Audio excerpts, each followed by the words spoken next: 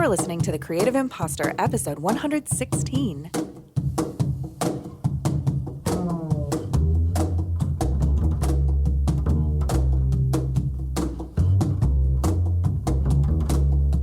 Welcome to The Creative Impostor. I'm Andrea Klunder, and today we're getting personal with storyteller, podcaster, and world traveler Adrien Behn, producer and host of Strangers Abroad.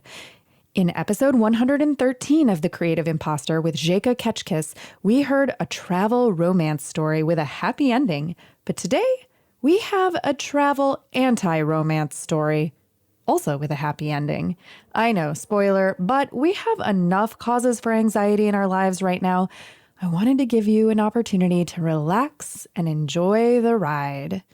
Before we get to Adrien's story, I have a very important announcement.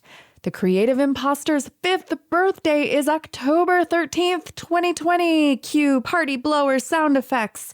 Now, since I can't have you over to my place for birthday pie, I decided to come up with a few more ways to celebrate. Number 1, give me presents, specifically in the form of a review or a share. To leave a review, simply go to ratethispodcast.com/creative, click the appropriate link, and say nice things. And if you really want to wrap it up beautifully, take a screenshot and send it to me at Andrea@thecreativeimpostor.com so I don't miss it and I can share it on my Instagram story. Need a little inspiration? Here's a recent review from Becky Kalimnik. Becky, am I saying your last name right? I don't even know if I ever have heard your last name. In any case, Becky Kalimnik, co-host and producer of my favorite ghost story podcast, Homespun Haints. Becky calls The Creative Impostor Zen for Creatives. 5 stars. Andrea, her guests, and their stories always leave me with both inspiration and serenity. I don't know how Andrea brings that perfect balance to her show, but it's truly a balm for those days when life and work seem overwhelming or lackluster. I'm especially enjoying her latest episodes focusing on traveling, loving all the fresh perspectives this show brings. Yay! Thank you, Becky! And podcast listener, you can thank Becky on my behalf by popping over to Homespun Haints right after you listen to this episode, of course, to check out my very own experience with a real-life haunting, as told to Becky and her co-host, Diana. It will be linked up oh so conveniently in the show notes for this episode, in your episode description, in your app, and at thecreativeimpostor.com/116. Gift number 2. You can share this episode or another favorite episode with someone you know who will love, love, love it. We're getting ready to do a whole series this winter on not your typical self-care, and your friends will be so grateful to you when they subscribe and get those episodes delivered to their ears as well. How to share? Some podcast apps have a share feature straight from the app that allow you to post to various social platforms or to copy a link to post or email as you wish. Or you could simply follow me on Instagram at The Creative Impostor, where I have some quotes and videos from the podcast. Choose one of your faves and share it as a DM or add it to your story. Don't forget to tag me at The Creative Impostor. Gift number 3, you can gift me with your actual virtual presence inside our brand new Creative Impostor community on Mighty Networks. If you're a multi-passionate creative individual, and I know you are, who thrives in a judgment-free space that is safe for sharing works in progress, providing constructive feedback, and engaging with new ideas, then you are welcome here. Best of all, it's free. Click the link in the show notes to request to join the Creative Impostor Collective in our totally Facebook Drek-free happy place. All right, now back to our guest, Adrien Behn. If you get sucked into her storytelling the way I do and want more, definitely check out her narrative travel podcast, Strangers Abroad. Do yourself a favor. Go back and start at the first episode of season 2 called Identity, and then go ahead and add the whole season to your listening queue. If you happen to be a podcaster or are pod curious and want to learn more about Adrien's approach to the narrative style, you might as well cue up Podcast Envy episode 74, where Adrien and I deep dive into that story. You know what? You can always count on me for an incredible podcast playlist. And between the Creative Impostor, Podcast Envy, Strangers Abroad, and Homespun Hates, we'll have you listening for days. What are we waiting for? Let's jump in. So I'm going to ask you a question. And if it takes you the entire recording session time to answer this question, that's okay. It'll make my job totally easy, which is, why do you travel? Ooh, that's a great question. It will. I don't think we have enough time, actually. How's the rest of your day looking? Why do I travel? Should I start like from the womb kind of a thing? Or like the moment I emerged from my mother's womb, I was immediately fascinated with, anyways, I think I've always had it in me. I grew up in a small town in upstate New York. And when I went to college, I knew that I wanted to travel somewhere. And I always really loved stories. I had a really wonderful spirit guide, aka my study abroad advisor, and she and I had created like a really deep relationship in just that, like, she was somebody who we got along so well. She was still pretty young, so she wasn't terribly older than I was and kind of new to the job, and her and I were coming and hawing over where I should go for study abroad. And I knew, okay, so we're going to throw in like a lot of personality stuff, like if you know Enneagram.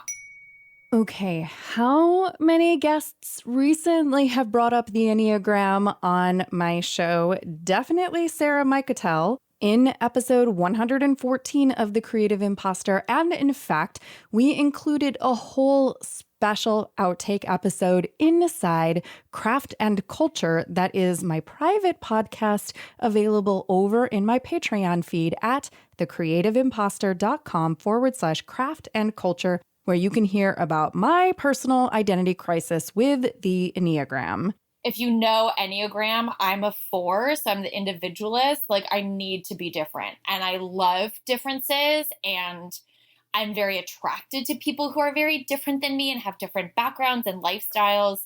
And that really magnified itself when I went to college because I was closer to the city, to New York City, and my town was just white people. You know, like there were a handful of people who were not white identifying, but I was just like so excited to learn about so many other people's backgrounds and homes and customs and everything. And I was like, I really just want to go travel. So my spirit guide and I were talking about where to go. And I was like, I don't want to go anywhere basic. And I know this is judgmental, but this is what the 19-year-old in me was thinking, where I was like, I want to go to London. I don't want to go to Barcelona. I don't want to go to Paris. Like, in my mind, I was like, those are basic places. And I want to go someplace interesting, but not so crazy. And I have been to London and Paris and Barcelona, and I think that all of them are wonderful places. And so it's no shade on them. It's just like I didn't want to be like every other cliche American college student going abroad. So her and I decided that I should go to Prague. She had been to Prague. She loved it. I am Czech in my heritage. Huh. And so I was like, oh, that sounds perfect. And I left and I didn't even know where Prague was on a map. And I was like, I just need to get out. There was just something within me, like a beagle hearing a hound call. Like I just I needed to go. And it was a little rough in the beginning, also because it was so cold. But after I got my groove, I was like, this is incredible. I think there are moments in your life, if you continue to push yourself and learn and explore, there are moments in your life where you can physically feel your brain growing. Like it's a soreness, like as if you've just really worked your bicep. And I just remember like having this moment of, I cannot believe that there are like 1 million people in this city that I had no idea existed. And they're coexisting right along my life. And this whole world has been happening parallel to my world. It blew my fucking mind. Yeah. And I was like, I got to do more of this. It is such an addiction. And so when I graduated college, I was like, I didn't feel super satisfied with all the traveling that I had done while I was on that study abroad program. So I was like, I got to do more of it. I got to do more of it. And for the next 10 years, I would use travel as an excuse to avoid and also answer all of the questions that you go through in your 20s, which is like, what the fuck is this? You know, it's the first time that you're out of any type of system, because you're just stuck in school for like 22-ish years, you know? And it's the first time that you really have to figure out, what do you want to do? And by traveling, it really gave me that time and that space to see myself and see who I just was on a fundamental level. Like, there are certain things about myself that are unshakable. It doesn't matter what continent I'm standing on. I will always be a storyteller. I will always want to make people laugh, and I will always want to be kind to people and show people that the world is innately kind. And then I saw the things in myself that I needed to soften. Like, I needed to be more patient. I needed to not be so quick with assumptions. And yeah, so I just kind of learned, and I learned how to listen. And those are all things that I'm still working on. It's not like the Eat, Pray, Love thing where you go abroad and you're like, I am changed, I am fixed, I am perfect now. Like, it's just always a process. Another travel reference to Eat, Pray, Love by Elizabeth Gilbert. Last time it was Sarah Micatel in episode 114. Seriously, in some ways, Adrien, Sarah, and I are all the same person. But I do feel like I entered my 30s this year and I know who I am. I could get fired. My partner could break up with me and it's not going to shake me. It's not going to ruffle my confidence because I get who Adrien is. So that's definitely why I travel. And a side effect of all of that is getting to meet just some of the most incredible people that you would have never met if you didn't go out and do it, if you didn't go out and look for them. And when you start looking for them, the universe answers your call sometimes. And sometimes it doesn't. And that just means that okay, that means I need to be alone during this process. And if that's, how my human brain chooses to rationalize it. So I've met just so many incredible people. And I just really saw that, yeah, sure, you grew up in Vietnam and you ate completely different food and had a completely different routine and understanding of how the world works. But we both have so many fundamentals that are the same. And that's just one of the things that I'm really missing in quarantine is not being able to talk to strangers. And I truly feel like a little bit of magic in my life has been taken because of that, because I am so addicted to just chatting up a barista or butchering the word hello in Thai. And I just want to talk to people in whatever capacity that I can in any part of the world. And not being able to do that during quarantine has been a little maddening. So talking to strangers, making friends with people from different corners of the world was just this incredible gift. And that's really how I started my podcast, was because I was we're told all of these stories that the world is dangerous and people cannot be trusted. And it's not true. When you go out and you actually do it, I found that the world is much more protective than predatory. And that could be, I'm a white woman. I am very innocuous seeming. I got tricks up my sleeve, but no, people don't perceive women as a threat. And they definitely know the threats that can be cast upon women. So I think that people are more protective. So I can only speak from a female perspective. But I definitely found that the world was I know what the worst could happen with you. So I'm going to make sure that that doesn't happen. Most of the time, if something shitty happens to you, you get robbed or worse, a lot of it ends up being how do I want to say this? People only want to jeopardize their own sense of safety if something really bad is happening to them. So someone's not going to rob me unless they're I have no other means to get food other than to do this thing. So most people don't want to jeopardize their sense of safety. Most people want to be in a safe, warm home and like eat a sandwich. They don't want to jeopardize their own sense of safety. So that was definitely something that I learned, and definitely that makes me know that everybody is very approachable, because I think if you approach them with kindness, then they're like, oh, this person is definitely not a threat, and now we can connect to larger things. So I think that's another reason why why I travel. From listening to Strangers Abroad, your podcast, I have heard a lot of your personal travel stories, and you share your own stories. And then you also, I think of you as like a story collector. And love that. Collect stories from other travelers as well. But I'm wondering, when you said that you have learned so much about your identity in your 20s through your travel experiences that maybe you didn't have the opportunity to while you were in school, for example, and discovering these fundamental baseline things about Adrien that are the same. Do you have a particular story? And I know that this is like, as soon as you ask somebody that has a million stories for a particular story, you can't think of anything. But do you have a particular story that comes to mind of a specific example of something that really showed you an aspect of yourself, or really clarified or changed your idea of who you are? It wasn't in the moment when I was in it. It was always when I came back and breathed in that American air that I was raised on, that I saw what the differences were. So when I was 24, I booked a one-way ticket to Mexico City, and I did that with an ex of mine who was very emotionally abusive, and he would say a lot of things that never made me feel good about myself. Wait, he was an ex at that time, or he was not yet an ex? Okay. So he was not yet an ex.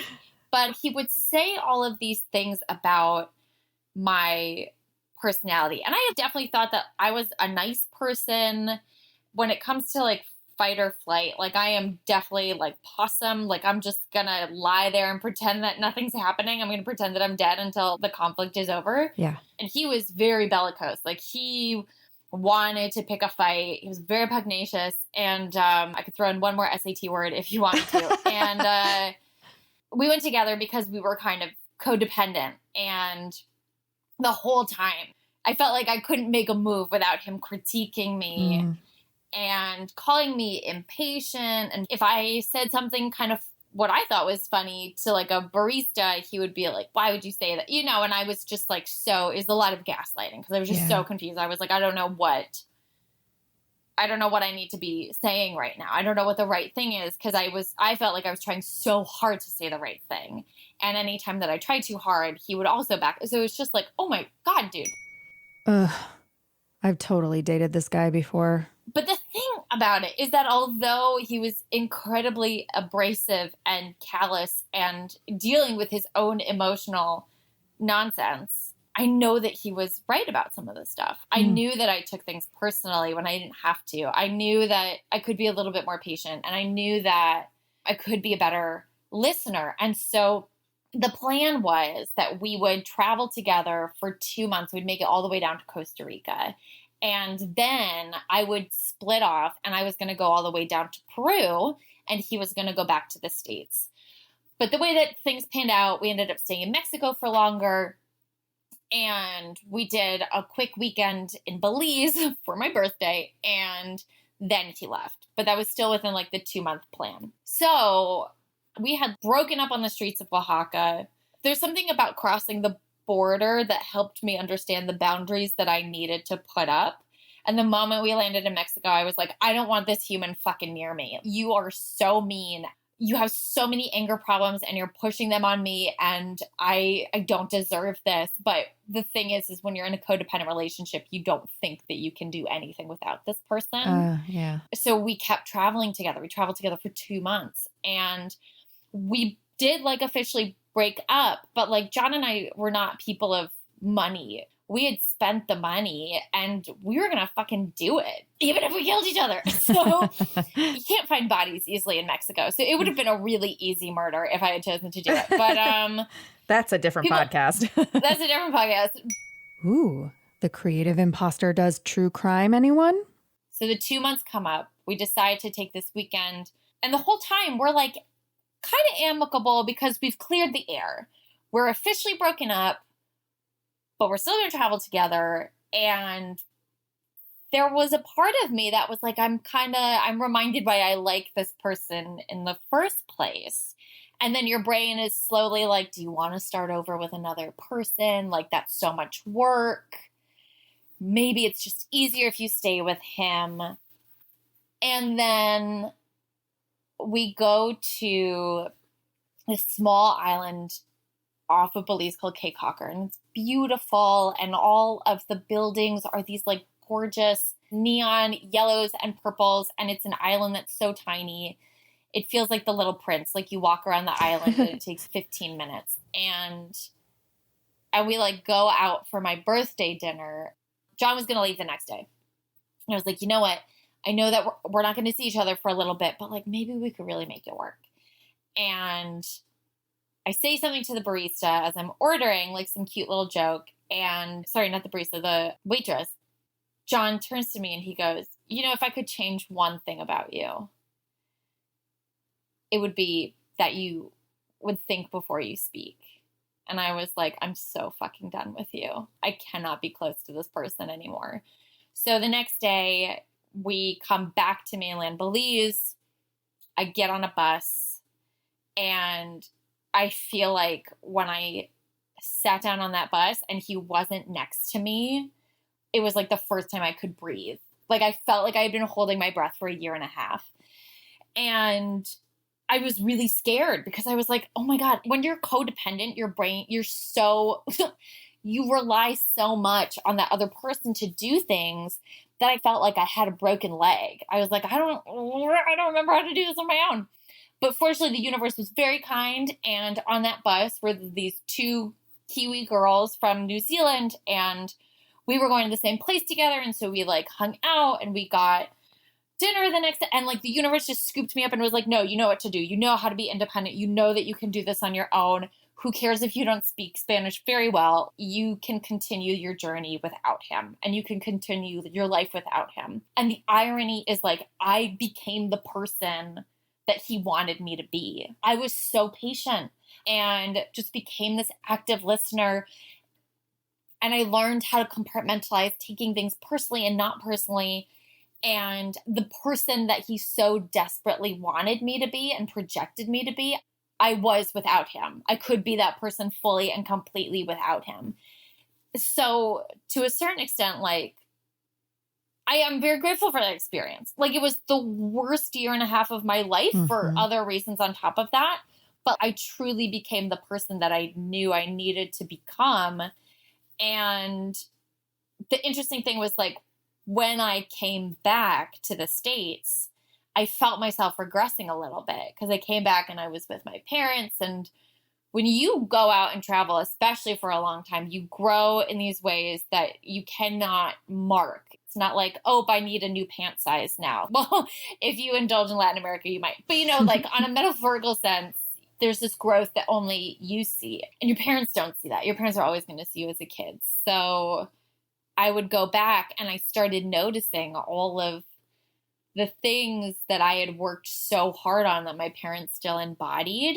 And I worked so hard to like hold on to the Adrien that I had developed in Latin America. And I was like, don't forget her. Don't regress. Don't go back to the person that you were before. And it's not like that was a bad person, but this person was so much, there was so much more wisdom, you know, like I had a whole new neural connections. And that was like, oh, I see it now. You know, like I think I just had words for it too, where I was like, oh, I know how I want to be better. I know how I don't want to repeat the behaviors of my parents. And my parents are wonderful people. Yeah. Karen and Joe get down, but they are humans and we are all messy. They are still messy. So I just was like, don't fall back. Don't fall back. I haven't told the story in a really long time. It makes me think of two things. It makes me think of, they say that sometimes people are in our lives to be a mirror to reflect something to us that we need to learn. Totally. You know, your soul is here to learn and to evolve and to grow. And sometimes a person who you could say, oh, that person was awful in my life. That was a horrible relationship. What a mistake. What was I thinking? But that person can at sometimes be this reflection point or this mirror for you, even if it's painful in the moment. And then the other thing that it makes me think of that's more travel specific is that I think that sometimes people have this idea that travel is an escape and that it's relaxing.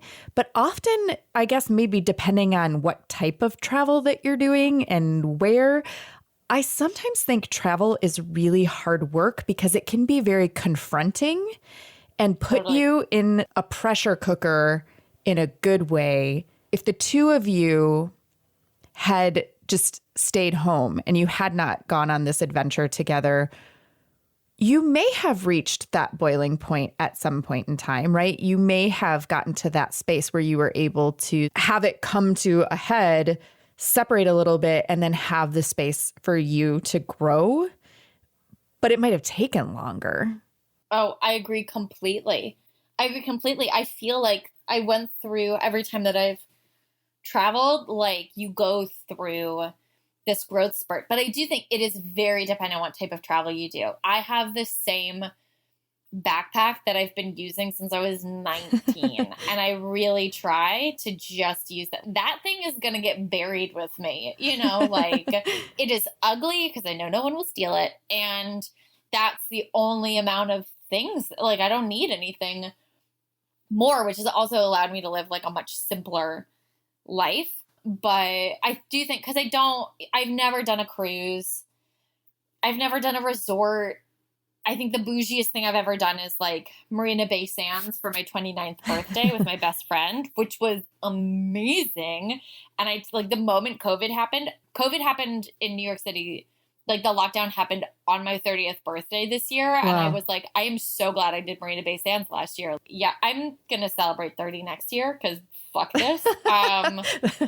But this year never happened. So yeah, it didn't happen. Like I want to erase it from I don't want to like age this year. Come on, universe. So yeah, I definitely think that it depends on what type of traveling you're doing. When you're backpacking, the world kicks the shit out of you. Yeah. Geez, the way we're talking, why would anyone want to travel abroad? And for a really long time, I was really nervous to move to New York City because I knew it was an inevitable fate. Like, I'm from a small country town in upstate New York that's not far from the city, but like, I have this unquenchable ambition that I knew I would end up there, but I was always too scared to do it. But then when I came back from traveling, I was like, New York City, I can do whatever now. I mean, it still scares me. But there are days where I'm like, you're really intense. But I have a weird sadistic relationship with it, as most New Yorkers do. But I do think it depends on what type of travel you do. Yeah. Like, it just giving yourself months, which I know to most people are like, that bitch is indulgent. Like, are you giving yourself months at a time to not work on your career, to not make money? That's sounds bonkers.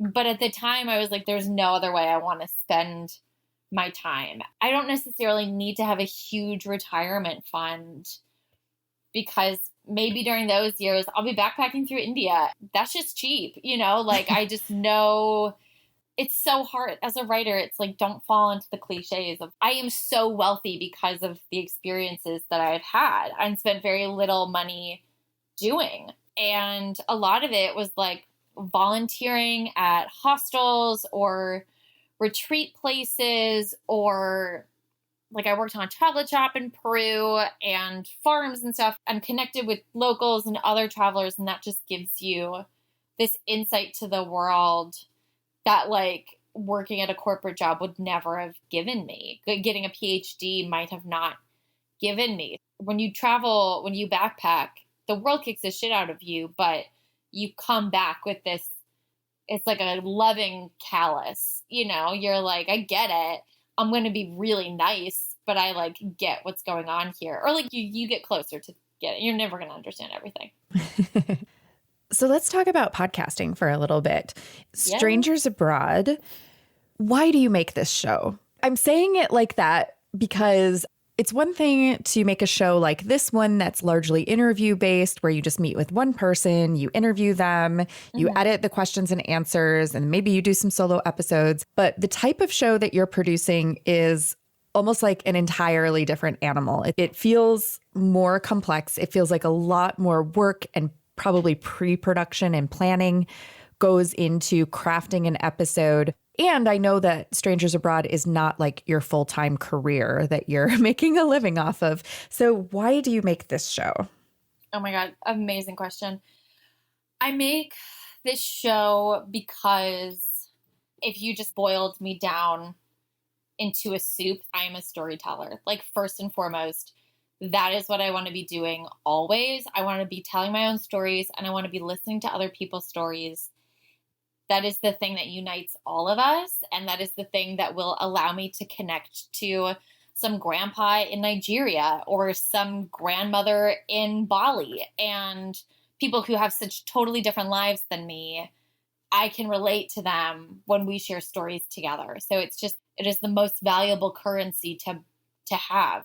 And going back to all of the lessons that I learned, I really want other people to go out and live the most adventurous life that you can, and to fill your life with stories, because it's so easy to live the same exact year over and over and over again. And I'm not saying that that's bad, but I'm saying, like, shake it up a little bit, and telling them, don't be afraid. Don't be afraid. And I say this especially to women. The world is so much kinder, and we are the first generation of women truly to, like, flex this independence. And I think the reason why Eat, Pray, Love was such a phenomenon was not because it was based off of travel. It was because it was a story about a woman who was fully independent, used her money exclusively for herself, and it happened to be in beautiful places. And we as women have this opportunity now that like my grandmother never had this. And I want to make sure that I am traveling and sharing these stories so that the world will be safer for my niece, who is 2 years old right now. So I very much do it because I think that stories can also, like, make the world a much more peaceful and compassionate place.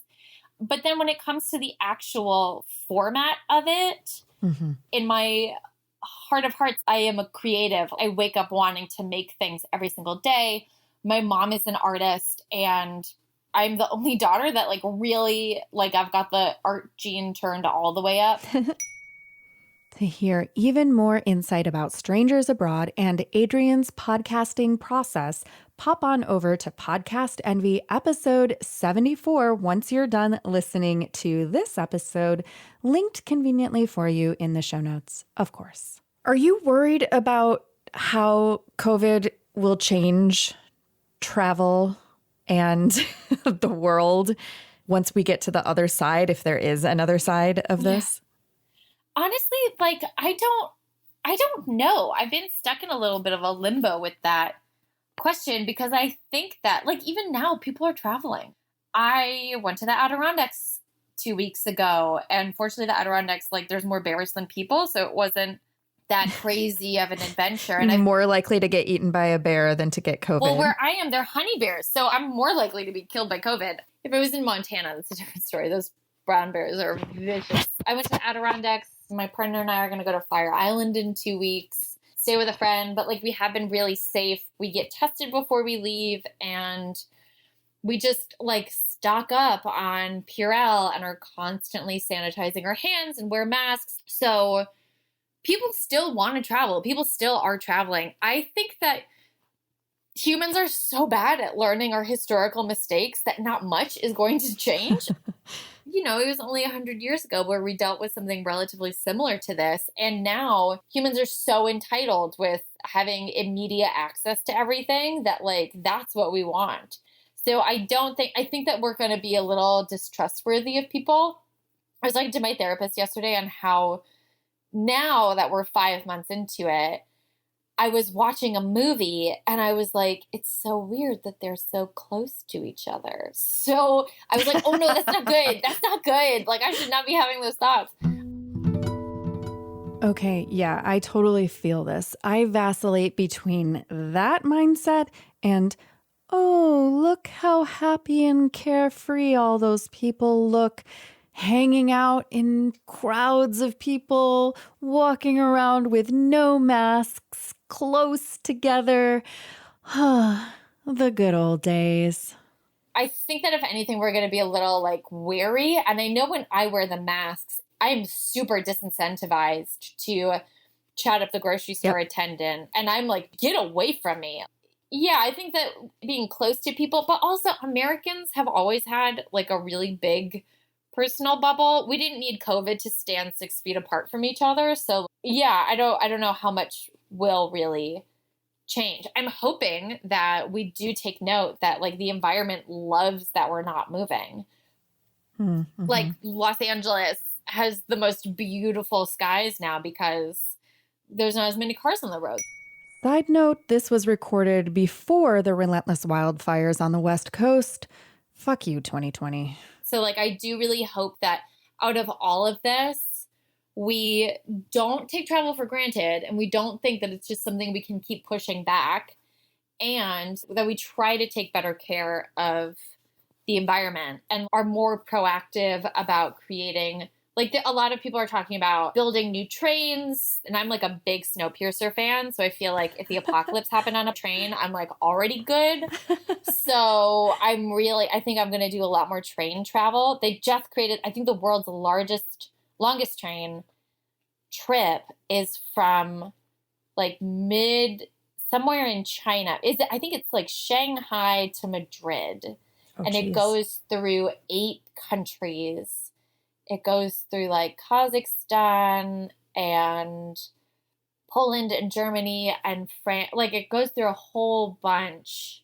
I've always wanted to do like my own version of the Silk Road. Like I love history, and I love some of my favorite little trips that I've taken is just going country to country and seeing this slow evolution of culture. And like I did Turkey to Berlin, and I just hit every country in between, and it was really cool to be like, all right, it was in Croatia, whereas like now I'm getting these mad Eastern European vibes, like Austro-Hungarian, whereas before it was like super Mediterranean, and it was just like, it was really cool to see like that evolution, that cultural evolution. So I hope that people do more train travel in the future.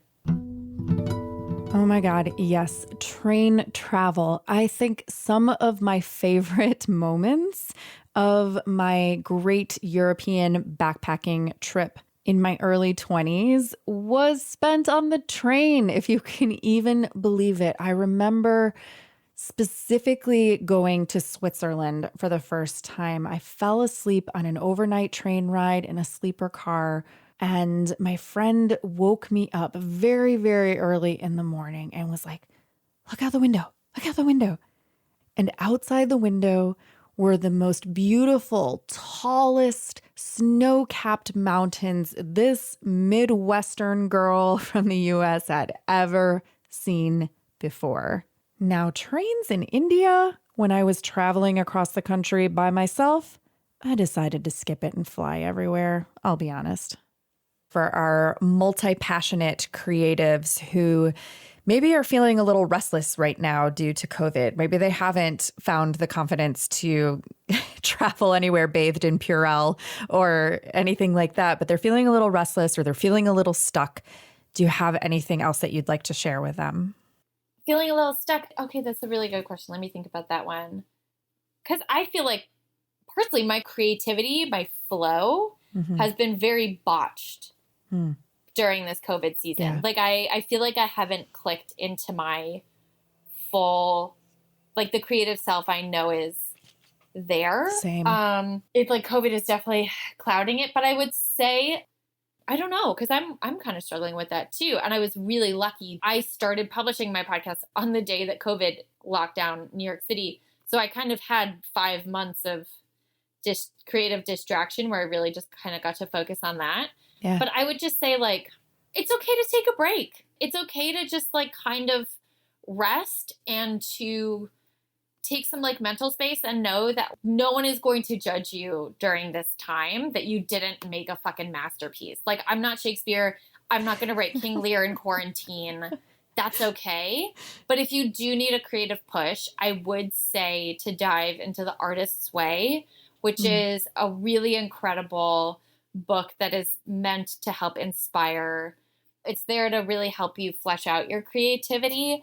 And it was written in the 70s. It's still a Bible for artists today of every form. My mom is a potter and she does it. But yeah, you know, just meditate and listen to the things that you know that you need to get out of your system. So like, I'm going to pause on podcasting right now because I'm going to write a children's book for my niece about our dogs. So that's like, that's where I'm at. Honestly, this was the year I wanted to write a children's book and a feminist porn. Because I like being extreme. And I think I'll probably just get the children's book done. Then COVID happened and I was like, do what you can. So yeah, so listen to the art that you need to get out of your system. But also like, it's okay if you just want to go for a walk or eat Ben & Jerry's or talk to your friends during this time because it's wonky. So just be kind to yourself. Let me say it again for those in the back. Just be kind to yourself. And yes, I do love The Artist's Way by Julia Cameron. Thanks for mentioning it. True confession, I have never actually gotten all the way through the whole process, but usually just starting helps me get out of any creative blues I find myself bathing in. Linked, of course, for you in the show notes for this episode. Oh, and something really cool about that link, it takes you to an alternative to Amazon for your consideration. Bookshop.org is a B Corp. That means it's a corporation dedicated to the public good. More specifically, it's an online bookstore with a mission to financially support local independent bookstores and authors.